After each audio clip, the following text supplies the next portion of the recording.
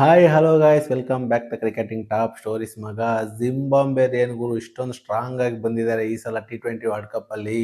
Table ದ top ಅಲ್ಲಿ ಕೂತಿದ್ದಾರೆ ಅಂತಾನೆ ಹೇಳ್ಬೋದು ಗಾಯ್ಸ್. ಅನ್ಬಿಟನ್ ಆಗಿ ಹೋಗಿದ್ದಾರೆ ಅಂತಾನೆ ಹೇಳ್ಬೋದು. ಶ್ರೀಲಂಕಾ ಮೇಲೆ ಯಾವ ತರ ಗೆದ್ದಿದ್ದಾರೆ, ಮತ್ತೆ ಆಸ್ಟ್ರೇಲಿಯಾನ ಗ್ರೂಪ್ ಇಂದಾನೆ ಅಂದ್ರೆ ಸೂಪರ್ 8 ಗೆ ಬರ್ದಂಗ್ ಮಾಡಾಕಿ ಯಾವ ತರ ಆಸ್ಟ್ರೇಲಿಯಾ ಮೇಲೆ ಡಾಮಿನೇಟ್ ಮಾಡಿ ವಿಕ್ಟರಿ ಪಡೆದಿದ್ರು ಅಂದ್ರೆ ಜಿಂಬಾಬ್ವೆರು ಆಸ್ಟ್ರೇಲಿಯಾದವರಿಗೆ ಶತಮಾನಗಳು ಬೇಕು ಅದನ್ನ ಮರ್ಯಾದಕ್ಕೆ ಅಂತಾನೆ ಹೇಳ್ಬೋದು ಗೈಸ್. ಮರ್ಯಾದಕ್ಕೆ ಚಾನ್ಸ್ ಇಲ್ಲ ಅಂತ ಹೇಳ್ಬೋದು. ಯಾಕೆಂದ್ರೆ ಗ್ರೂಪ್ ಸ್ಟೇಜ್ ಇಂದ ಹೊರ ಕಳ್ಸಿದ್ಕೆ ಮೇನ್ ರೀಸನ್ ಜಿಂಬಾಬ್ವೆ ಆಸ್ಟ್ರೇಲಿಯಾ ವಿರುದ್ಧ ಗೆದ್ದು ಅಂತ ಹೇಳ್ಬೋದು ಗೈಸ್. ಇನ್ನು ಸೂಪರ್ 8 ವಿಚಾರಕ್ಕೆ ಬರೋದಾದ್ರೆ ಗೈಸ್, ಏನ್ ಇಂಡಿಯನ್ ಎ ಗ್ರೂಪ್ ಅಲ್ಲಿ ಸೌತ್ ಆಫ್ರಿಕಾ ಇದೆ, ಇಂಡಿಯಾ ಇದೆ, ಮತ್ತೆ ಜಿಂಬಾಬ್ವೆ ಇದೆ, ವೆಸ್ಟ್ ಇಂಡೀಸ್ ಇದೆ.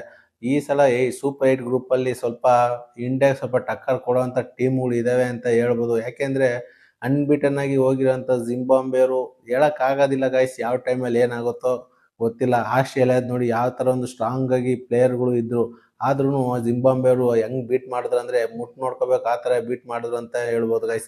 ಎಲ್ಲೋ ಒಂದ್ ಕಡೆ ನನ್ಗನ್ಸುತ್ತೆ ಸ್ವಲ್ಪ ಇಂಡಿಯಾಗೆ ಸ್ವಲ್ಪ ಫೈಟ್ ಇರುತ್ತೆ ಈ ಒಂದು ಗ್ರೂಪ್ ಎ ಅಲ್ಲಿ. ಯಾಕೆಂದ್ರೆ ಏನು ನಾವು ಲಾಸ್ಟ್ ಟೈಮು ರನ್ನರ್ ಅಪ್ ಆಗಿದ್ದಂತ ಸೌತ್ ಆಫ್ರಿಕಾ ಸೇಮ್ ಗ್ರೂಪ್ ಅಲ್ಲಿ ಇದೆ. ಮತ್ತೆ ವೆಸ್ಟ್ ಇಂಡೀಸ್ 2 ಸಲ T20 ಚಾಂಪಿಯನ್ಸ್ ಆಗಿದ್ದಾರೆ. ಮತ್ತೆ ಜಿಂಬಾಬ್ವೆ ಅವ್ರು ಯಾವ ತರ ಫಾರ್ಮ್ ಬಂದಿದ್ದಾರೆ ಅಂದ್ರೆ ಪ್ರತಿಯೊಬ್ಬರು ಆಟಗಾರರು ಈ ಸಲ ನೋಡಿದ್ವಲ್ಲ ಗೈಸ್, ಫೀಲ್ಡಿಂಗು ಬೌಲಿಂಗು ಒಂದು ಒಳ್ಳೆ ಆಲ್ರೌಂಡ್ ಪ್ರದರ್ಶನದಿಂದ ಸೂಪರ್ 8 ಗೆ ಕ್ವಾಲಿಟಿ ಆಗಿ ಎಂಟ್ರಿ ಕೊಟ್ಟಿದ್ದಾರೆ ಅಂತ ಹೇಳ್ಬೋದು ಗೈಸ್ ಜಿಂಬಾಬ್ವೆರು. ನನ್ಗನ್ಸುತ್ತೆ ಗೈಸ್ ಈ ಸಲ ಒಂದು T20 ಅಂದ್ರೆ ಲೀಗ್ ಸ್ಟೇಜ್ ಅಲ್ಲಿ ಇಂಡಿಯನ್ ಪರ್ಫಾರ್ಮೆನ್ಸ್ ಯಾವ ತರ ಇದೆ ಅಂತ ಹೇಳೋದಾದ್ರೆ ಅಭಿಷೇಕ್ ಶರ್ಮಾ ಬಗ್ಗೆ ಸ್ವಲ್ಪ ಮಾತಾಡ್ಲೇಬೇಕು ಗೈಸ್. ಅಭಿಷೇಕ್ ಶರ್ಮಾ 3 ಸಲನು ಕಂಟಿನ್ಯೂಸ್ ಆಗಿ ಕನ್ಸಿಕ್ಯೂಟಿವ್ ಡಕ್ಔಟ್ ಆಗಿದ್ದಾರೆ ಅಂತ ಹೇಳ್ಬೋದು. ವರ್ಲ್ಡ್ ಕ್ಲಾಸ್ ಬ್ಯಾಟರ್ ಆಗಿರೋಂಥ ಅಭಿಷೇಕ್ ಶರ್ಮಾ ಯಾಕೆ ಈ ತರ ಆಗ್ತಿದೆ ಅಂದ್ರೆ ಏನು ಫಾರ್ಮ್ ಕೈ ಕೊಡ್ತಿದ್ಯಾ ಅಥವಾ ಏನು ಶಾರ್ಟ್ ಸೆಲೆಕ್ಷನ್ ಅಲ್ಲಿ ರಾಂಗ್ ಮಾಡ್ತಿದಾರಾ ಅಂತ ಗೊತ್ತಾಗ್ತಾ ಇಲ್ಲ. ಇದರಲ್ಲಿ BCCI ಕಡೆಯವರು ಸ್ವಲ್ಪ ಗಮನ ಹರಿಸ್ತಾರೆ ಅಂತ ಅನ್ಸುತ್ತೆ. ಯಾಕಂದ್ರೆ ಗೌತಮ್ ಗಂಭೀರ್ ಹೆಡ್ ಕೋಚ್ ಆಗಿರೋದ್ರಿಂದ ಸ್ವಲ್ಪ ಅವ್ರಿಗೆ ಯಾವ ತರ ಟ್ರಿಕ್ಸ್ಗಳು ಹೇಳ್ಕೊಡ್ಬೋದು ಅಂತ ಮುಂದಿನ ಮ್ಯಾಚ್ಗಳಲ್ಲಿ ಅಂತ ಗೊತ್ತಾಗುತ್ತೆ.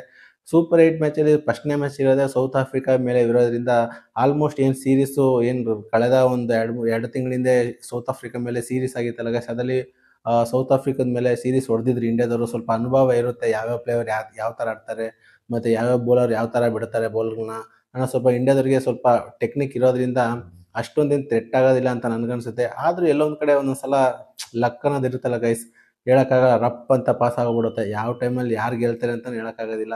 ನೆಕ್ಸ್ಟ್ ಇಶಾನ್ ಕಿಶನ್ ಬಗ್ಗೆ ಮಾತಾಡೋದು ಬೇಕಾಗಿಲ್ಲ ಗೈಸ್. ಚೋಟಾ ಪ್ಯಾಕೆಟ್ ಧಮಾಕ ಮಾಡಿ ಬಿಸಾಕಿದ್ದಾರೆ ಅಂತ ಹೇಳ್ಬೋದು. T20 ವರ್ಲ್ಡ್ ಕಪ್ ಅಲ್ಲಿ ಕ್ರೇಜಿ ಪರ್ಫಾರ್ಮೆನ್ಸ್ ನೀಡ್ತಿದ್ದಾರೆ.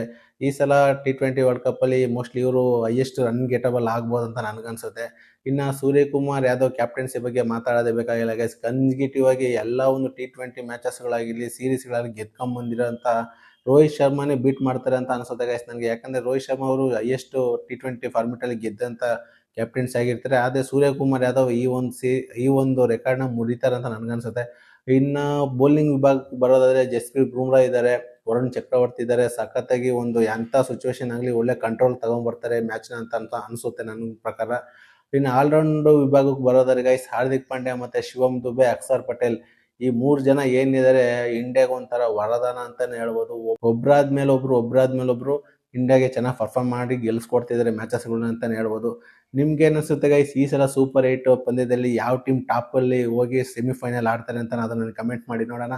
ನನ್ಗನ್ಸುತ್ತೆ ಗೈಸ್ 100% ಈ ಸಲ ಸೌತ್ ಆಫ್ರಿಕಾ ಮತ್ತೆ ಇಂಡಿಯಾದವರು ಫೈನಲ್ ಆಡ್ತಾರೆ ಅಂತ ನನ್ಗನ್ಸುತ್ತೆ. ನಿಮ್ಗೇನು ಅನ್ಸುತ್ತೆ ಅನ್ನೋದನ್ನ ನನಗೆ ಕಮೆಂಟ್ ಮಾಡಿ ನೋಡೋಣ. ಇದೇ ತರ ಕ್ರಿಕೆಟಿಂಗ್ ಅಪ್ಡೇಟ್ಗಾಗಿ ನನ್ನ ಚಾನಲ್ ಸಬ್ಸ್ಕ್ರೈಬ್ ಮಾಡ್ಕೊಳ್ಳಿ ಅಂತ ಈ ವಿಡಿಯೋನ ಇಲ್ಲಿಗೆ ಎಂಡ್ ಮಾಡ್ತಾ ಇದೀನಿ. ಮುಂದಿನ ವಿಡಿಯೋದಲ್ಲಿ ಸಿಗೋಣ ಗೈಸ್, ಬಾಯ್.